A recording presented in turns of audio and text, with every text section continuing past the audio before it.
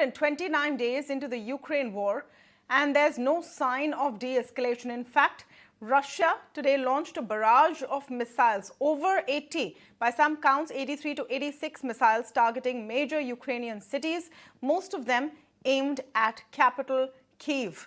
Now, these missile launches have been done in response to Russia's claim that it was Ukraine that blew up a very key bridge that connects Crimea, that Russia had annexed in 2014, to the Russian mainland. In fact, it was this bridge, and I'm showing you the pictures there from Saturday, that was being used by Russia to ferry across arms and equipments and regain control and maintain control of the Crimean peninsula. So they say that these several rounds of missiles is in response to what they say is a terrorist strike. Now, several rounds of sanctions have so far failed to stop Russia. Diplomatic pressure from Russia's largest trade partners has also failed. There's been widespread condemnation of these missile strikes today. So far, 11 people have been reportedly killed and nearly 90 injured. What happens next? How far will Putin go? And is this now a turning point in the entire crisis between Russia and Ukraine? To understand what the situation entails, I'm joined now by Sushant Sareen, Senior Fellow at the ORF, Meera Shankar, former Ambassador to USA and Germany, and Jayant Dasgupta, former Ambassador and Representative of India at the WTO. Welcome to all of you, and thank you so much for speaking with us on the show today. Sushant, are you seeing this as Putin's desperation, or is he digging his heels in? And do you think that this is going to lead to another paradigm of escalations between the two sides? I think I see his desperation, which is why he's doubling down on the war effort. He's not trying to undo it, but he's trying to escalate it. And my own sense is that what he's trying to do is now give an even more starker demonstration of Russian power, on the Russian war machinery, which has actually, Tamanna, faltered very badly. Despite the fact that the Russians might have taken about 20% of Ukrainian territory, the fact of the matter remains that, the kind of juggernaut that was expected from the Russian war machinery simply has not happened. It started getting bogged down right from, right in the first week. And now there has, over the last couple of weeks, there has been a pushback from the Ukrainian side. There have been some serious battlefield losses for the Russians. The blowing up of the bridge connecting mainland Russia to Crimea has been a very severe blow to the Russians. And clearly they are smarting under that. And now, we've seen changes in the Russian general staff over the weekend. And they seem to be in a mood to escalate the war. Now, with what purpose? I don't know what they're actually going to start achieving by escalating the war effort. Does he think that he's going to bring the Ukrainians to their knees? I don't see how that's going to happen, because the Western countries are going to double down behind the Ukrainians. Right. Nobody from the US or UK or Germany, you hear a lot of pious sentiment coming from there and a lot of weapons coming from there, but there are no boots on the ground. So they don't really suffer. There is some economic loss they are undergoing, but they don't really suffer in casualties. And the Ukrainians are willing to fight for it. So I don't see this war going to end anytime soon, unless something dramatic happens. So we will probably see this war grinding on, get bloodier by the day, get even more destructive. Because if the Russians have started using missiles, you can expect that maybe the Ukrainians will lay their hands on some similar kind of ammunition, which they will chuck at the Russians. Yeah. We've already heard of a Russian city being targeted today, albeit I think it was just 1 or 2 strikes. But I think you could see an escalation in that as well. So then, it just becomes even messier and messier and bloodier as you go forward. That's really the concern, Ambassador Shankar, and I'm going to, of course, ask this question later. It's with great repetition that I ask about the Armageddon that Joe Biden was talking about, and is that now just something to put out there? Do you agree with Sushant's point of view that we're going to see a further escalation post this? Neither side is just going to wait quietly post what we've seen in the last 24 hours. Yes, we've already seen signs of escalation on both sides. I mean, the Ukrainians have been fighting back. They've got better armaments, and the Russians have suffered setbacks in terms of the territories which they have annexed and they claim to hold. The Ukrainians have been able to take back area both, in the north as well as in the south. And they have destroyed a major link between the Russian mainland and Crimea, that is that bridge. So Putin has made it clear after a meeting of his National Security Council that he's called it a terrorist act because he said it was a truck bomb which actually blew up the bridge, and that is civilian infrastructure. So he has said that he's going to target Ukraine's military, energy, communications infrastructure. So I suppose the missile strikes are not really random. 11 facilities in Ukraine, infrastructure facilities, have been damaged. So I think that we are going to see an escalation from both sides. The Ukrainians will demand more sophisticated arms from the West. It's possible that it would come. And of course, Putin has made this statement that if Russian sovereignty or territorial integrity is threatened, he would be willing to use whatever is required to preserve Russia's territorial integrity and sovereignty. Given the fact that he has annexed these republics, he wants that threat to be taken seriously. Whether he will actually use nuclear weapons or not is a moot point. I think we are already at a phase where, escalation is spiraling. And where this is going to end, no one can say. There is one stream of opinion in the West which holds that if Putin is defeated very badly or loses too much face, then he could use nuclear weapons. So now there is concern in the West at Don't push him consequences. too much. Basically, if he's pushed too hard, he might just lose it. Yes. Just, put very simply. Ambassador Dasgupta, in terms of the impact that the entire war has been having on global supply chains, on prices of commodity, on prices of gas, do you think that what has happened today and yesterday signals more problems in those areas as well? Well, as far as the supply of food grains is concerned, the Russians allowed the Ukrainians to export wheat some time ago from the Black Sea, because that is their main source of access to other countries.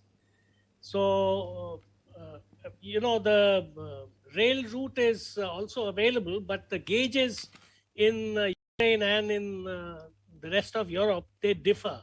So there is a question of transshipment and there are attendant problems. So this food crisis, I think, is, where it is. It is not going to get worse anymore than what it was earlier. As far as oil is concerned, there is a general slowing down in the economy of the West, including the US, the whole of Europe. Even China has been slowing down. And we have seen that the oil prices have come down considerably. Of course, in order to keep the oil prices high, the OPEC has, despite American efforts, they have agreed to cut down on their output. So oil will possibly be at this level of about $90 or so per barrel, which will put pressure on most countries which are dependent on importing oil. As far as Europe is concerned, they also use a lot of gas, especially for heating purposes in the winter, and winter is just a few weeks away. The UK government has announced that it will subsidize petrol and gas, especially for heating purposes. And the bill is likely to be between 100 billion pounds to 130 billion pounds. It's going to put a lot of pressure on the economies, not only of the UK, but Germany, France, all the other countries of the European Union. So that is something which has to be borne in mind. And this supply of weapons, of course, is keeping the Ukrainians on their feet and in fighting form. But there are two questions to this. If the domestic price that these economies are paying, whether it is the US, it is the UK, or the rest of Europe, in terms of course, the US is not so much dependent on oil and gas, but the UK and the rest of Europe are. So how long can they sustain this kind of an effort and face this kind of an economic downturn and pressure? But these were the questions we were asking, I would say 3-4 months ago. How much of a tolerance threshold is there? And that question was being asked on both sides. Yes. Apart from actually seeming like he's losing the war, economically, Europe seems to have been worst hit or being faring, more badly than Russia, isn't it? Yes, that is true. The Russians, despite the sanctions and the prognostications about the impact it will have, crippling impact it will have on the Russian economy, I think the Russians have done their calculations quite carefully. Right. So they haven't been hit all that badly. But they also are facing problems. And one of the things, when the president called up 300,000 men to arms, the reservists, there was an exodus. All the air tickets from out of Russia were booked within an hour or so. So they need feet on the ground. Sushant, I'm going to come to you on the nuclear question. Is it really on the table? Is Biden exaggerating a bit? Is Putin, saber rattling? Are we in this day and age saying that nuclear war is on the table? Anna, there's enough craziness going around in the world to not rule out anything anymore. Unfortunately, we've seen from the start of this war, we've seen the Russians behave like the Pakistanis behave. The moment something happens, you'll have these loud mouths coming from Pakistan threatening nuclear war. We've seen the Russians do that. Now suddenly we see the Americans even talk about it. We've seen a level of craziness that I think you must have also seen that article. Somebody writing that maybe, a couple of nukes being exchanged will help in addressing the problem of global warming. So, Sushant, we're in the day and age where there are Twitter polls on what should be the solution. So there are enough crazies in the world, Tamanna, and I think there are a lot of crazy people now, including in countries which pontificate to us, which would lecture to us. And I'm sure Ambassador Meera Shankar has faced many of those lectures, or at least those very supercilious kind of remarks that, we are brown people, we don't know how to handle these things. Frankly, Tamanna, India and Pakistan, for all our problems with each other, we have fought wars far more gentlemanly manner and far more chivalrously than these white folk who, carry the white man's burden around the world and go and massacre civilians like there's no tomorrow. So for these guys to pontificate... I think that's just the quote of the day, Sushant. No, seriously, it's a fact. Let you complete, but Tamanna, let me tell you, we never attacked civilian targets, neither side. Yeah. We never attacked civilian infrastructure, neither side. Civilian casualties were kept to a minimum. The soldiers, by and large, behaved in a very gentlemanly manner. I don't know what the next war will bring. Maybe we are also now going down the crazy path. but we've never the kind of savagery and butchery which these guys have done. Now, one thing I just wanted to say on, the energy supplies, Tamanna, it's not just about the price anymore. It's about the availability of these products. For example, gas supplies, the price has gone up about 10 times. Like it was about, not 10 times, about 3 or 4 times. It was about $11 to $12 dollars per MMBTU. I believe it's now at about $40-45. But that also, if you have the money, there is nobody giving you the supplies anymore, because the Europeans who are telling us to cut off all our energy supplies from the Russians are actually picking up most of the supplies wherever they are available to make up for their shortfalls.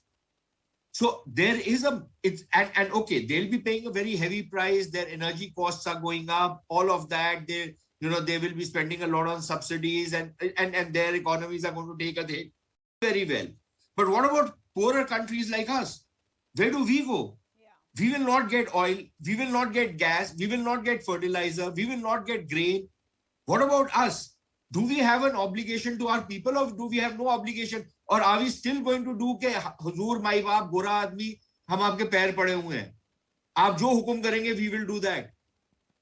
The kind of sense of entitlement of these Western countries is now becoming but the fact is, and Ambassador Shankar wanted to come in. Yes, ma'am, please go ahead. I just want to add one more dimension to the conversation before you come in with your comment. That and I spoke about it obliquely. Elon Musk put out a Twitter poll on a possible solution, and he was slammed, saying, please stay in your lane, you have no business, you don't understand anything about it. But the concerns that he has voiced is if this thing goes nuclear, all chips are off the table. So we need to find a solution. Before Ambassador Shankar comes in, for all the abuse that was heaped on Donald Trump, he said something similar. That do you actually want to push everything towards a nuclear war? And frankly speaking, Elon Musk, if he was such a dumb guy, he would not be the richest man in the world, number one. Number two, you might not agree with his peace formula, but at least he came up with a peace formula. And frankly, who's handing out certificates for putting things on social media? I mean, you don't need a PhD or anything to voice your opinion on social media. That's a different matter. Yes, Ambassador Shankar. Yes, if I may add, I think it's peace proposals have been put forward by Henry Kissinger periodically, actually, saying that the only possible solution, neither side is going to prevail in the war. It's just go on. So the only possible solution is a negotiated one. And he, of course, has proposed that Russia gets to keep Crimea, that Ukraine agrees to be neutral. It will not be part of the Russian camp. It will not be part of the US or the Western camp. And that there will be a ceasefire, and that the question of what to do about the other territories will be decided later, or Russia may agree to withdraw from the territories which it has now occupied. So it's, there are several such proposals on the table.